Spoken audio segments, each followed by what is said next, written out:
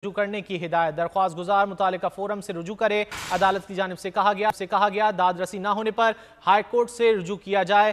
Justice रिसाल Hasan Syed ने case की समाअत की तफसीलात जानेंगे अब्दुल रहमान से। अब्दुल रहमान, समाअत का क्या अहवाल है?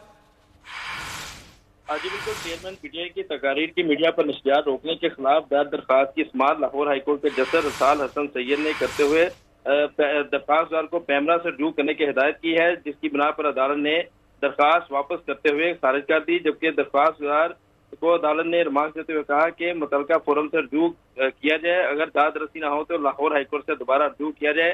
चेयरमैन पीटीआई के वकील सलमान अकरम राजा ने अदालत के रूबरू आगाह किया कि पैमरा के पाबंदी का नोटिफिकेशन लाहौर हाईकोर्ट ने मुअत्तल कर रखा है, जबकि नोटिफिकेशन मुअत्तली के बावजूद टीवी चैनल्स पर चेयरमैन पीटीआई के तकारीर को नशर करने से रोका जा रहा है। जबकि उन्होंने कहा कि जो पैमरा है उसको हुकूमती दबाव का सामना है, जिसकी वजह से ये तकारीर जो है वो उन पर पाबंदी आयद की गई है। लिहाजा अदालत पैमरा की जानिब से पाबंदी के पैमरा के हुक्मनामे को कलअदम करार दे। जी बहुत शुक्रिया अब्दुल रहमान, आपने सवाल से आगाह किया।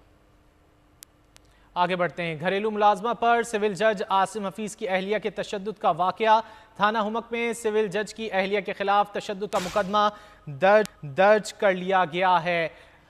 तफसीलात जान लेते हैं बोल न्यूज़ नुमाइंदे एहतिशाम अली अब्बासी से। एहतिशाम, बताइए, मुकदमा दर्ज कर लिया गया है, किन दफात के तहत ये मुकदमा दर्ज किया गया? हाँ जी बिल्कुल, घरेलू मुलाजमों पर सिविल जज आसिम हफीज की अहलिया की तशद्दुद का मामला है। वफाकी पुलिस के थाना उमक में सिविल जज की अहलिया की कम सुन पर